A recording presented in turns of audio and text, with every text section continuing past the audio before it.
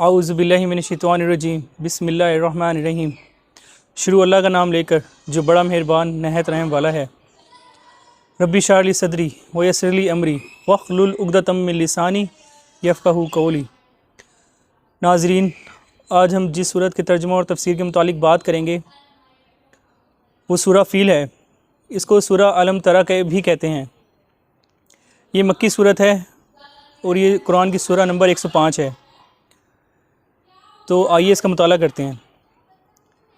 जैसा कि हम जानते हैं, अल्लाह की ये सुन्नत रही है, अल्लाह का ये तरीका रहा है कि अल्लाह ताला इंसानों को मुख्तलिफ़ कौम के किस्से सुनाकर उनको नसीहत देता है, उनको डराता है। जिस तरह हमें किस्से मिलते हैं हज़रत समूद अलैहिस्सलाम के, लूत के, हूद के, शुएब अलैहिस्सलाम के, असहाब कहफ़।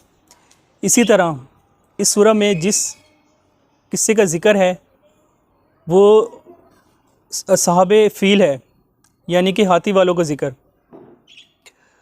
क्योंकि ये जितने भी बाकी किस्से थे ये बहुत पुराने हो चुके थे। बाज़ रवायात में है कि ये 5-5, 6-6 हज़ार साल पुराने थे। तो लोगों के दिलों से इनका खौफ और इनकी नसीहत कम हो गई थी। लेकिन असहाबे फ़ील, हाथी वाला किस्सा, ये इसी साल का था जिस साल हज़रत सल्लम पैदा हुए, यानी कि आपकी पैदाइश से कुछ अर्सा पहले का ये ज़िक्र था। और इस साल को आम फ़ील यानी कि हाथी वाले साल से भी निस्बत दी जाती है और उसको याद किया जाता है, क्योंकि ये किस्सा अरबों में इतना मशहूर हुआ कि लोग इसको आम फ़ील के साल से याद करने लगे। जिस तरह हम कहते हैं आज़ादी वाला साल यानी 1947, जंग दोम वाला साल, इसी तरह ये आम फ़ील के नाम से मशहूर हो गया। क्योंकि जैसा कि हम जानते हैं कि जब सल्लम को नबूवत मिली उनकी उम्र 40 ईयर्स थी, और ये जो किस्सा था ये उनकी पैदाइश के से कुछ अर्सा पहले का था। तो वो लोग उस वक्त मौजूद थे, बहुत से लोग जो उस वाक़ये के चश्मदीद गवाह थे, जो आई विटनेस थे उस वाक़ये के, जिन्होंने अपनी आंखों से ये वाक़या देखा था। जिस तरह इस सूरत में है, अलम तरा कैफ़ फ़अल रब्बुका बि अस्हाबिल फ़ील, क्या तूने ना देखा कि तेरे रब ने असहाबे फ़ील यानी कि हाथी वालों के साथ क्या किया। अलम यजअल कैदहुम फ़ी तज़लील, क्या इनके मकर प्लानिंग्स को बेकार ना कर दिया।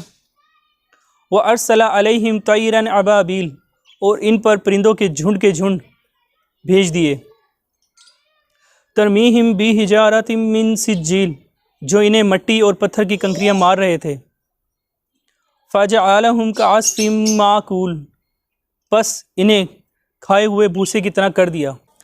हबशियों की हुकूमत, जिसको एबिसिनियन एम्पायर भी कहा जाता है, इसका जो बादशाह होता था यानी कि किंग ऑफ एबिसिनियन एम्पायर इस कॉल्ड नजाशी, यानी कि एबिसिनियन एम्पायर के सल्तनत के बादशाह को नजाशी कहा जाता था। नजाशी कोई एक शख्स नहीं था, यानी कि जो हज़रत सल्लम के दौर में था वो नजाशी अलग था और ये नजाशी अलग था।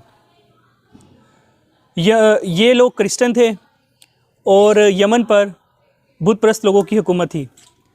यमन में कुछ क्रिश्चन के साथ जुल्म ज़्यादती हुई, उनका कत्ल कर दिया गया।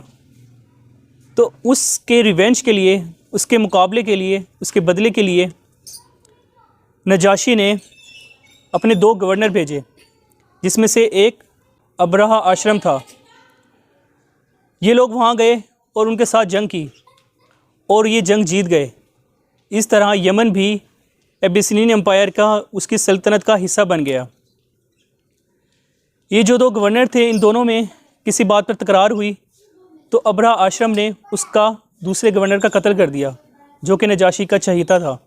तो नजाशी को अब्रहा आश्रम पर बहुत गुस्सा आया और उसने उसको ये पैगाम पहुँचाया कि मैं तुम पर चढ़ाई करूँगा और तुम्हारी मट्टी को पैरों तले रौंदूँगा और तुम्हारे बाल अपने हाथ से खींच के निकालूंगा। तो अब्रहा आश्रम ने कि एक मिट्टी का टोकरा लिया और उसमें यमन की मिट्टी भरी और अपने बाल मुंडवा कर एक थैली में भरे और ये दोनों चीज़ें नजाशी को भेज दी और ये कहा, बादशाह सलामत, ये रही यमन की मिट्टी, इसको अपनी पैरों तले ले लीजिए और ये मेरे बाल, ये कबूल कीजिए। इससे نجاشی کو معلوم ہو گیا کہ اس کی بغاوت میرے خلاف نہیں تھی بلکہ میرے گورنر کے خلاف تھی، تو نجاشی اس بات پر خوش ہو گیا۔ نجاشی نے بہت سے ہاتھی اس کو تحفے میں بھیجے۔ ابرا آشرم نے سوچا کہ ہائر اتھارٹیز کو خوش کیا جائے، تو اس نے یہ اعلان کیا کہ میں یہاں پر ایک بہت بڑا گرجا گھر بناؤں گا، اتنا بڑا گرجا گھر کہ جو آج سے پہلے کسی نے نہیں بنایا ہوگا۔ تو اس نے ایسے ہی کیا، ایک بہت بڑا گرجا گھر اس نے یمن میں تعمیر کروایا۔ وہ بہت ہی بڑا تھا، اس کے ارد گرد باغات بنوائے، نہریں بنوائیں۔ کہا جاتا ہے کہ وہ اتنا بڑا تھا کہ اس کو ایک نظر میں نہیں دیکھا جا سکتا تھا، اس کو دیکھنے کے لیے سر اٹھانا پڑتا تھا، یعنی کہ اتنا اونچا اور اتنا بڑا اس نے گرجا گھر بنایا۔ ابرا آشرم نے دیکھا کہ مشرکین مکہ جہاں بیت اللہ ہے، وہاں ہر سال بہت سے لوگ حج کرنے جاتے ہیں اور زیارت کے لیے جاتے ہیں، جس کی وجہ سے ان کی تجارت اور اکانومی کافی سٹرونگ ہے۔ تو اس نے یہ سوچا کہ ہم بھی اپنی اکانومی کو، اپنے معاشرت کو، اپنی تجارت کو بڑھاتے ہیں اور یہاں پر لوگوں کو دعوت دیتے ہیں۔ لہٰذا اس نے ایسے ہی کیا، لوگوں کو دعوت دی کہ جس طرح آپ لوگ ہر سال حج کرنے بیت اللہ جاتے ہیں تو ہر سال یہاں بھی زیارت کے لیے آیا کریں۔ جب یہ بات مشرکین مکہ کو پتہ چلی تو ان کو بہت غصہ آیا، اور کہا جاتا ہے کہ مشرکین مکہ کے 2 نوجوان اس گرجا گھر میں زیارت کا کہہ کر گئے، حالانکہ ان کا حقیقی مقصد کچھ اور تھا۔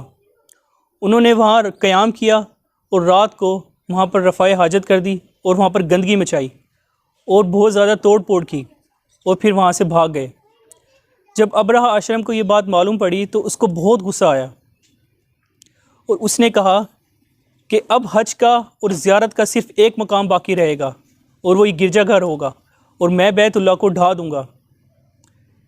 اس غرض سے اس نے اپنی فوج تیار کی، جس میں اس کے پاس ہاتھی تھے اور جنگ کا ساز و سامان تھا، اور ایک بہت بڑی فوج تھی۔ ان ہاتھیوں میں ایک ہاتھی جو کہ بہت بڑا اور موٹا تازہ تھا، اس کا نام محمود تھا۔ کہا جاتا ہے محمود ہاتھی بیچ میں رہتا تھا، اور اس کے ارد گرد ایک روایت میں ہے 4 ہاتھی اور ایک روایت میں ہے 6 ہاتھی، یعنی کہ 9 یا 13 ہاتھی تھے، اور وہ فوج وہاں سے لے کر چلا اس غرض سے کہ میں خانہ کعبہ کو ڈھا دوں گا۔ اس دور میں بلڈوزر وغیرہ نہیں ہوتے تھے، تو وہ چین وغیرہ ساتھ لے کر چلا کہ میں چین بیت اللہ کو باندھوں گا اور اس کو گرا دوں گا۔ جب وہ وہاں سے اپنی فوج لے کر نکلا تو رستے میں کچھ قبیلے نے انہیں روکا، جس میں ایک قبیلے کے ساتھ اس کی جنگ ہوئی، تو اس نے ان کو ہرا دیا، کیونکہ یہ قبیلے بہت چھوٹے تھے اور ایک سلطنت والی فوج کا، ایک بڑی فوج کا مقابلہ نہیں کر سکتے تھے۔ تو وہاں سے انہوں نے ذوالفقار کو قید کیا، اس غرض سے کہ یہ ہمیں آگے رستہ بتائے گا، کیونکہ یہ عرب کا رستہ نہیں جانتے تھے۔ ایک اور قبیلے سے ان کا مقابلہ ہوا، جہاں سے انہوں نے نفیل بن حبیب کو قید کیا۔ ناظرین کرام، ہاتھیوں کی فوج اس دور میں بہت بڑی اور بہت اہم فوج مانی جاتی تھی، اور عرب والوں نے تو ہاتھی دیکھے بھی نہیں تھے سوائے ان لوگوں کے جو عرب سے باہر سفر کیا ہو۔ لیکن محمود جیسا ہاتھی کسی نے نہیں دیکھا تھا، کیونکہ جو بہت زیادہ سٹرونگ اور بہت زیادہ موٹا تازہ تھا۔ ہسٹری میں سب سے زیادہ بڑی ہاتھیوں کی فوج اکبر بادشاہ کی تھی۔ اسی طرح فارسیوں سے جب مسلمانوں کی جنگ ہوئی، اس میں مسلمانوں کو کافی نقصان اٹھانا پڑا، کیونکہ اس فوج کے پاس ہاتھی تھے۔ تو خالد بن ولید کو ایک ترکیب سوجی، کیونکہ ہاتھی بختر بند ہوتے تھے، شیلڈڈ ہوتے تھے، لیکن ان کی سونڈ اوپن ہوتی تھی، کہ کسی طرح ان کی سونڈ کو کاٹا جائے تبھی ہم جنگ جیت سکتے ہیں۔ تو انہوں نے ایسے ہی کیا، ان کی سونڈوں پر وار کیا، اس کو کاٹا، اور اس طرح وہ یہ جنگ جیت گئے۔ اس کے بعد ابرہہ آشرم طائف پہنچا، تو وہاں کے قبیلے والوں نے یہ سنا تھا کہ یہ پیچھے 2 قبیلوں کو ہرا کر آ رہے ہیں اور ہم ان سے نہیں لڑ سکتے، تو انہوں نے اپنے ہتھیار ڈھال دیے اور ان کے ساتھ معاہدہ کر لیا۔ اسی طرح ابرہہ آشرم کی یہ فوج مکمس، جو طائف سے آگے اور مکہ سے قریب ایک مقام ہے، وہاں پہنچی، تو انہوں نے ارد گرد والوں کے کافی ساز و سامان لوٹ لیا، بھیڑ بکریاں، جس میں کہا جاتا ہے کہ عبد المطلب جو وسلم کے دادا تھے ان کے 200 اونٹ بھی انہوں نے اپنی تحویل میں لے لیے اور اس پر قبضہ کر لیا۔ جب یہ وہاں پہنچے تو مشرکین مکہ کو یہ بات معلوم تھی کہ ہم ان سے نہیں لڑ سکتے اور یہ بہت بڑی فوج ہے، تو انہوں نے پہلے ہی ہتھیار ڈال لیے۔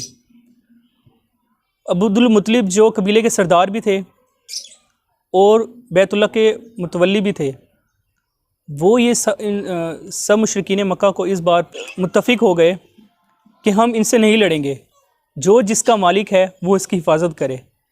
خانہ کعبہ کا مالک اللہ تعالیٰ ہے، لہٰذا اللہ تعالیٰ خود اس کی حفاظت کرے گا اور ہم ان سے نہیں لڑیں گے۔ لہٰذا وہ لوگ قریش یعنی کہ قریش قبیلے والے لوگ چھپ گئے پہاڑوں پر جا کر۔ جب عبد المطلب کو یہ پتہ چلا کہ ان کے 200 اونٹ ابرہہ نے قبضے میں لے لیے ہیں تو وہ ان سے ملنے کے لیے گیا۔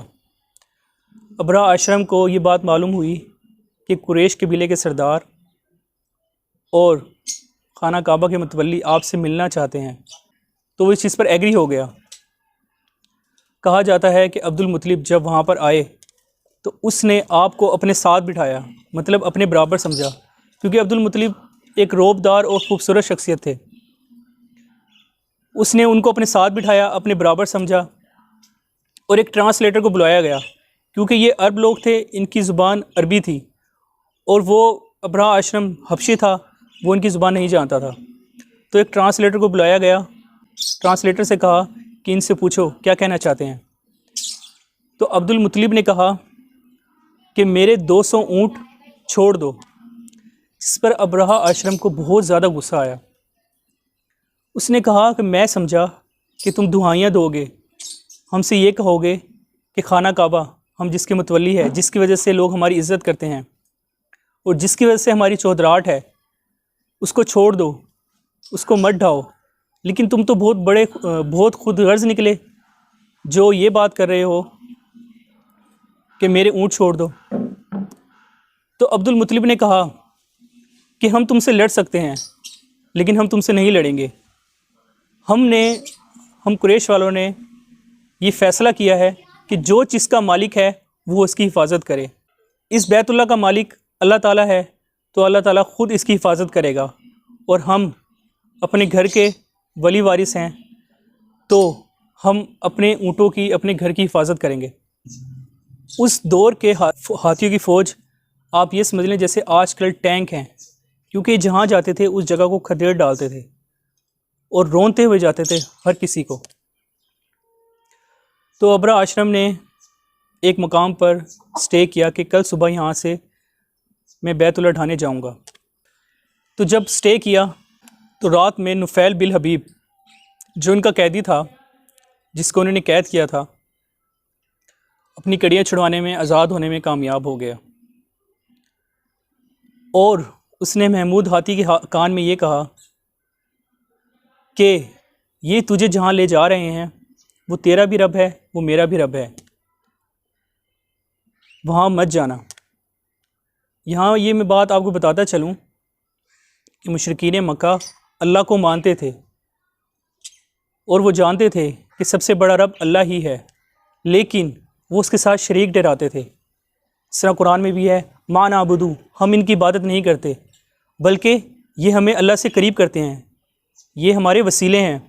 یعنی کہ وہ جو بت تھے یہ ان کو اللہ سے قریب کرنے کے لیے وسیلہ سمجھتے تھے، جو کہ آج کے دور میں بھی یہ شرک بہت عام ہے۔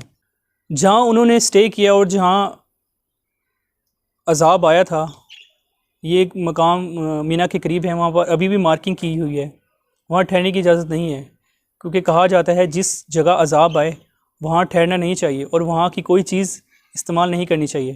اسی طرح ایک دفعہ وسلم اور صحابہ کرام کا ذکر سمود علیہ السلام کی بستی سے ہوا جہاں پر عذاب آیا تھا، تو صحابہ کرام نے وہاں ایک کنویں سے پانی نکالا اور آٹا گوندا۔ جب وسلم کو یہ بات معلوم پڑی تو انہوں نے کہا کہ یہاں کی کوئی چیز استعمال نہیں کرنی کیونکہ یہاں پر عذاب آیا تھا۔ تو صحابہ نے کہا کہ یہ آٹا ہم نے اس پانی سے گوندا ہے، ہم اس کا کیا کریں؟ تو آپ وسلم نے کہا اس کو اونٹوں کو ڈال دو، ہم نہیں کھائیں گے۔ اگلے دن جب یہ اپنی ہاتھیوں کی فوج لے کر خانہ کعبہ کی طرف روانہ ہوا تو محمود ہاتھی کھڑا ہو گیا اور آگے نہیں بڑھا۔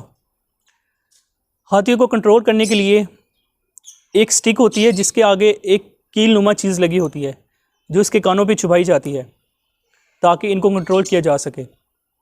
جس طرح بڑے بڑے بھینسے وغیرہ کو ہم ناک میں نتلی ڈال کے کنٹرول کرتے ہیں کیونکہ اگر وہ زور لگائے گا تو اس کو درد ہوگا، اس طرح ہاتھیوں کو ان نوکیلی چیزوں سے کنٹرول کیا جاتا ہے۔ لیکن محمود ہاتھی آگے نہ بڑھا، جس کو پیچھے لے کے جاتے تو دوڑتا ہوا جاتا ہے، لیکن جب آگے لے کے جاتے تو جھک جاتا اور آگے نہ جاتا۔ یہ لوگ اسی کشمکش میں تھے تو ابرہہ اشرم نے کہا کہ تم اپنی فوج کو کہا کہ آگے بڑھو۔ اتنے میں ایک جھنڈ جو کہ سمندر کے پاس سے جہاں اب جدہ شہر بھی ہے اس طرف سے آیا۔ ابابیل خالص عربی زبان کا لفظ ہے جس کا مطلب ہے پرندوں کے جھنڈ، یعنی کہ پرندوں کے گول، جو پرندے اکٹھے ہو کر آتے ہیں۔ بعض لوگ اس کا مطلب اردو میں ایک چڑیا کا نام ابابیل ہے اس سے مراد لیتے ہیں، تو ایسا نہیں ہے۔ بعض مفسرین لکھتے ہیں کہ وہ بہت چھوٹے چھوٹے پرندے تھے، جبکہ عباس رضی اللہ تعالیٰ عنہ فرماتے ہیں کہ وہ پرندے بغلوں کی شکل کے تھے اور ان کے پیر کتوں کی طرح تھے، جن کے منہ میں ایک کنکری اور ایک ایک کنکری پیر میں، یعنی کہ ہر پرندے کے پاس 3 کنکریاں تھیں۔ وہ جھنڈ آیا اور اس نے اوپر آ کر کنکریاں ڈراپ کرنا شروع کر دی۔ وہ کنکریاں اتنی گرم تھی کہ ہم اس سے مراد لاوا لے سکتے ہیں کہ جسم کے جس حصے کو لگتی سڑ جاتا، ختم ہو جاتا۔ اور جب وہ کنکریاں اوپر سے ڈراپ کر رہے تھے تو اس کی ویلوسٹی، اس کی سپیڈ اتنی زیادہ ہوتی کہ جیسے بلٹ، جیسے گولی ہوتی ہے۔ بعض اوقات گولی بھی جسم میں اٹک جاتی ہے، لیکن وہ کنکری ایسی تھی کہ اگر جو سر پر لگتی تو زمین میں پیر سے نکل جاتی اور وہ رکتی نہ، آر پار کر جاتی۔ جب ابرہہ اشرم نے یہ چیز دیکھی تو وہ واپس یمن کی طرف بھاگا، لیکن کچھ کنکریاں اس کو لگ چکی تھی جس کی وجہ سے اس کے جسم کے اعضاء ٹوٹ کر گرنے لگے، گل کر گرنے لگے، اور اس کے ساتھ ہی اس کے جسم کے اعضاء کو اٹھا کر ساتھ چلنے لگے۔ مفسرین لکھتے ہیں کہ رستے میں اس کی ڈیتھ ہو گئی اور اس کی حالت ایسی ہو گئی جیسے ایک پرندے کا پوٹا، یعنی کہ اس کو اس طرح اکٹھا کر کے لے جایا گیا کہ وہ پوٹا جس طرح اندر سے گلا ہوا ہوتا ہے اور بالکل گول ہو جاتا ہے، تو اس کا بھی یہی انجام ہوا۔ اتنا عبرتناک انجام ہوا ابرہہ اشرم کا، جس نے جرأت کی تھی اللہ تعالیٰ کے گھر کو گرانے کی۔ اس سورہ سے ہمیں بہت سے سبق ملتے ہیں۔ ایک تو یہ کہ عرب کے لوگوں کو بیت اللہ کی حفاظت کرنی چاہیے تھی، اللہ کے گھر کی حفاظت کرنی چاہیے تھی، اس کے لیے لڑنا چاہیے تھا، لیکن وہ پیچھے ہٹ گئے، وہ نہیں لڑے۔ حالانکہ وہ لڑتے تو اللہ تعالیٰ کی مدد ان کے ساتھ ہوتی۔ اس میں ابرہہ اشرم نے بھی ایک غلطی کی تھی، وہ یہ کہ اس نے اللہ تعالیٰ کے گھر کے مقابلے میں ایک گھر بنایا اور اس کو یہ درجہ دیا کہ یہ اللہ کے گھر کے برابر ہے۔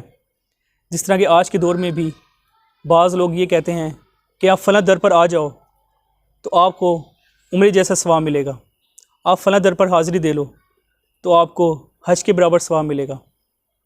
نعوذ باللہ ایسے مقامات بھی ہے جہاں پر لوگ طواف کرتے ہیں اور اس کو خانہ کعبہ کا درجہ دیا ہوا ہے۔ یہ شرک بہت کامن ہے آج کے دور میں۔ اور ہمیں تیسرا سبق یہ بھی ملتا ہے کہ اللہ کو ہماری ضرورت نہیں ہے، ہمیں ضرورت ہے اللہ کی۔ اللہ نے ہمیں بنایا ہے آزمائش کے لیے۔ اللہ تعالیٰ اپنے گھر کی حفاظت کر سکتا ہے، اللہ تعالیٰ اپنی کتاب کی حفاظت کر سکتا ہے، لہٰذا ہمیں اس کے لیے محنت کرنی ہے، کیونکہ جو بھی ہم کریں گے یہ سب اعمال ہم اپنے لیے آگے بھیج رہے ہیں، اس کا فائدہ ہمیں ہی ہوگا۔ میری دعا ہے کہ اللہ تعالیٰ ہمیں قرآن مجید پڑھنے کی، اس کو سمجھنے کی اور اس پر عمل پیرا ہونے کی توفیق نصیب فرمائے، آمین۔